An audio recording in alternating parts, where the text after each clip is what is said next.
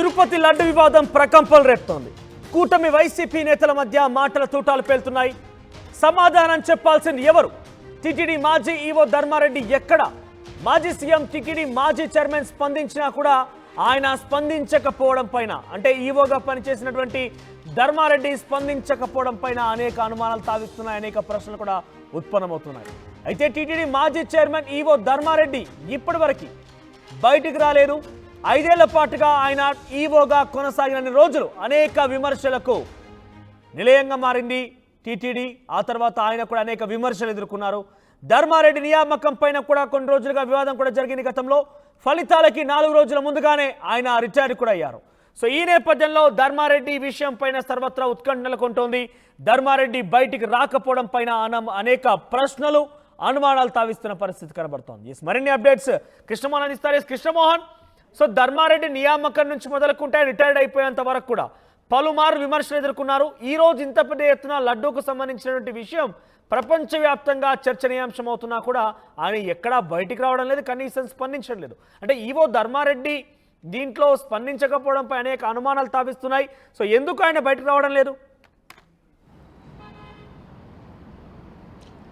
మనోజ్, మొత్తం మీద తిరుమల లడ్డుకు సంబంధించి వ్యవహారం పెద్ద స్థాయిలో మొత్తం దేశం మొత్తం కూడా ప్రపంచవ్యాప్తంగా భక్తుల మనోభావాలు దెబ్బతిన్నాయనే ఒక ఆసక్తికరమైన అంశంగా మారింది. మరోవైపు పెద్ద ఎత్తున కూడా విమర్శలు వస్తున్నాయి. ఇప్పుడు మొత్తం కూడా తిరుమల వైపే చూస్తున్న పరిస్థితి, తిరుమలలో తయారవుతున్న లడ్డు మీదనే దృష్టి అంతా కూడా ఉంది. అయితే ఇదే వివాదం మీద ఏపీ ప్రస్తుత ముఖ్యమంత్రి చంద్రబాబు నాయుడు మొదట అగ్గి రాజేసిన పరిస్థితి అయితే ఉంది. ఈ వ్యవహారంలో ఆయన క్లియర్గా చాలా స్పష్టంగా దీని మీద ఇటువంటి లడ్డులో తిరుపతి లడ్డును కూడా అపవిత్రం చేశారని ఆయన వ్యాఖ్యానించిన నేపథ్యంలోనే వెంటనే దానికి మా గతంలో మాజీ టీటీడీ చైర్మన్గా పనిచేసిన వైవి సుబ్బారెడ్డి ప్రెస్ మీట్ పెట్టారు. అలాగే భూమన కరుణాకర్ రెడ్డి ఇద్దరు కూడా దీనికి సంబంధించిన పూర్తి వివరాలు చెప్పే ప్రయత్నం అయితే చేశారు. మరోవైపు ప్రతిపక్ష నేత జగన్మోహన్ రెడ్డి కూడా ఈ వ్యవహారం మీద కూడా మాట్లాడారు. దీనికి కౌంటర్ ఇస్తూ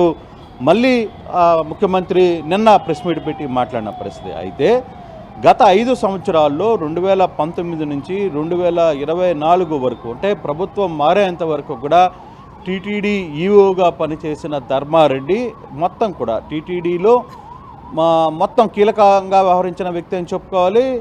చైర్మన్ కంటే కూడా ముందు దీనికి జవాబుదారీ చెప్పాల్సిన వ్యక్తి ఎవరైనా ఉన్నారు అంటే అప్పట్లో పనిచేసిన ఆ ఎగ్జిక్యూటివ్ ఆఫీసర్ ఎవరైనా కావచ్చు, మేబీ ధర్మారెడ్డి కావచ్చు, ఎవరైనా కావచ్చు, అక్కడ ఆ ఎగ్జిక్యూటివ్ ఆఫీసర్ అనేది మొదటగా వచ్చి దీనికి సంబంధించిన ఏం జరిగింది ఎక్స్ప్లెనేషన్ చెప్పాల్సిన పరిస్థితి అయితే ఉంది.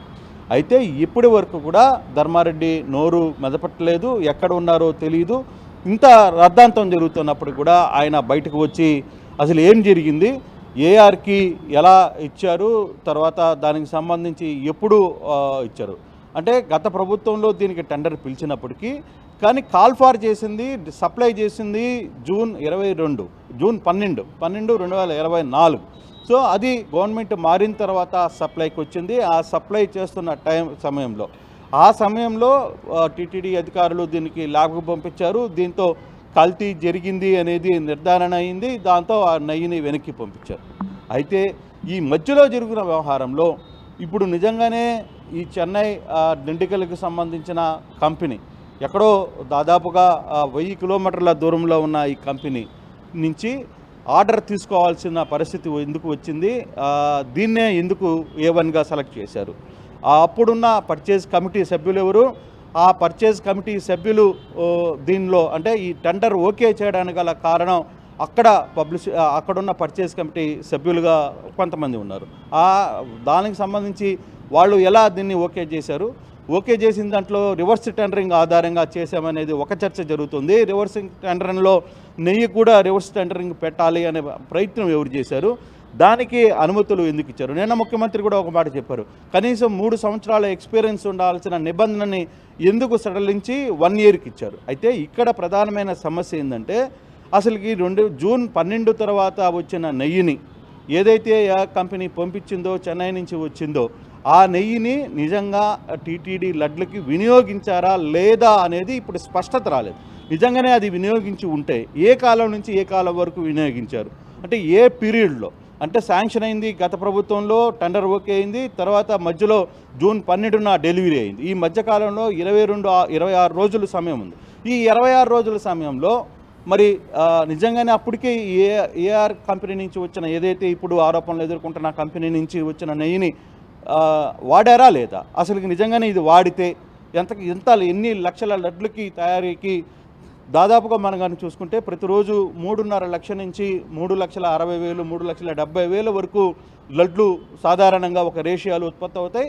దాన్ని తయారీ చేస్తారు, వాటిని అమ్మే పరిస్థితి టీటీడీ దగ్గర రికార్డుగా ఉంటుంది.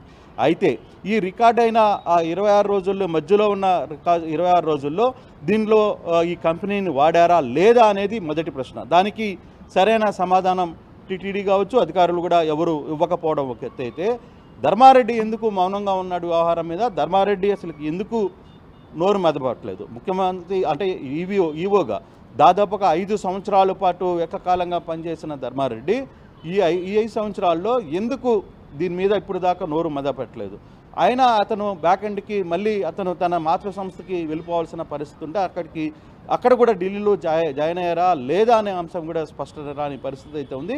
ధర్మారెడ్డి దీని మీద ఎందుకు స్పందించట్లేదు అనేది, ఎందుకంటే టీటీడీ లాంటి ఒక ధార్మిక సంస్థకి 5 సంవత్సరాలుగా అక్కడ ఏకఛత్రాధిపత్యంగా పాలించిన అతను ఈ వ్యవహారంలో వచ్చినప్పుడు ఇమీడియట్గా దాని మీద మాట్లాడాల్సిన అవసరం ఉంది. ఎంతైనా దానికి ముందుంచి దానికి ఆ రోజు జరిగింది పరిస్థితి ఇది, కోట్లాది మంది భక్తుల మనోభావాలు ఇంతగా దెబ్బతింటున్న నేపథ్యంలో మరి ధర్మారెడ్డి ఎందుకు మాట్లాడడం లేదు అనేది ఇప్పుడు చాలామంది మాట్లాడుతున్నారు. చివరికి వైసీపీ నాయకులు, వైసీపీకి సంబంధించిన నేతలందరూ కూడా మాట్లాడుతున్నా లేదు, గతంలో పనిచేసిన 2 చైర్మన్లు వైవి సుబ్బారెడ్డి ముందుకు వచ్చి వివరణ ఇచ్చే ప్రయత్నం చేశారు. మరోవైపు భూమన కరుణాకర్ రెడ్డి ఆయన కూడా మాట్లాడే ప్రయత్నం చేశారు.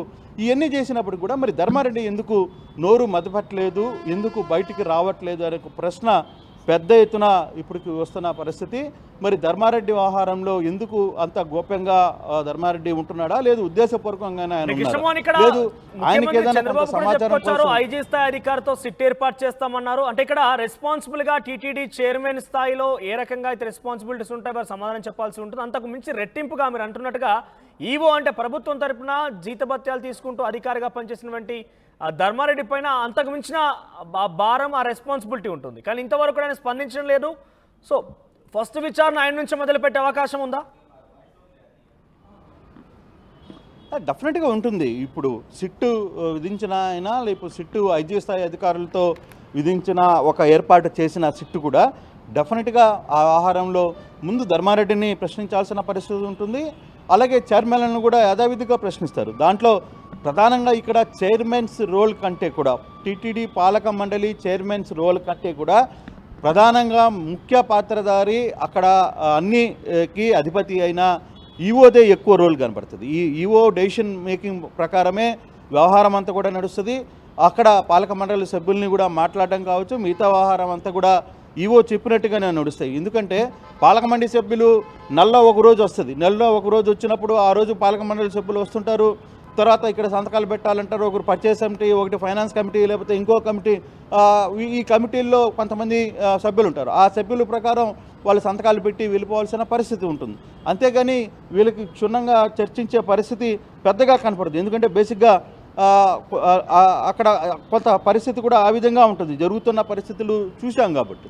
కాకపోతే మరి ఇటువంటి పరిస్థితులు ఉన్నప్పుడు, ఇంత కీలకమైన ఇష్యూ జరుగుతున్నప్పుడు, అందులో తన టైంలో ఇది జరిగిందని, తన టైంలో కల్తీ నెయ్యితో లడ్లు తయారు చేసి ప్రజలకు పంచారని చెప్పి ఒక సాక్షాత్తు ముఖ్యమంత్రి మాట్లాడిన తర్వాత కూడా ధర్మారెడ్డి వ్యవహారం మీద నోరు మెదపకపోవటానికి పట్ల నిజంగానే ఆ వైసీపీ ఇది బ్యాక్ ఎండ్గా చూసుకుంటుంది. కారణం ఏంటంటే తన హయాంలో పనిచేసిన అధికారి, తన హయాంలో 5 సంవత్సరాలు ఏకకాలంగా పనిచేసిన వ్యక్తి ఇప్పుడు వరకు ఎందుకు మాట్లాడడం లేదనేది వైసీపీలో కొంతమంది నేతలు కూడా మాట్లాడుతున్నారు.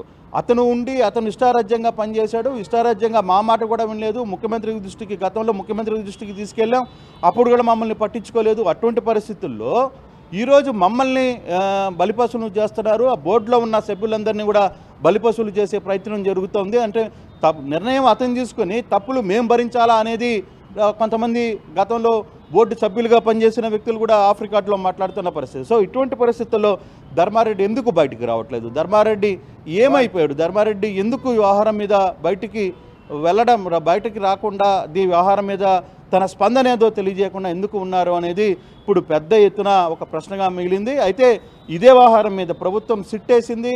సిట్కి ఐజీ స్థాయి లాంటి వ్యక్తుల్ని సిట్లో రంగంలో దిగిపోతారు. మరోవైపు మొన్నే విజిలెన్స్ ఎంక్వైరీ జరుగుతోంది. ఈ వ్యవహారంలో ఇప్పటికే అతనికి నోటీసులు ఇచ్చారు. అతను నోటీసులు ఇచ్చినప్పుడు కూడా రెస్పాండ్ కాలేదు. విజిలెన్స్ గతంలో జరిగిన బిల్డింగ్ నిర్మాణాలు కావచ్చు, తర్వాత నిర్మాణాలు, అక్కడ ఉన్న కట్టడాలు, వీటన్నిటి మీద కూడా ఎంక్వైరీ జరుగుతోంది.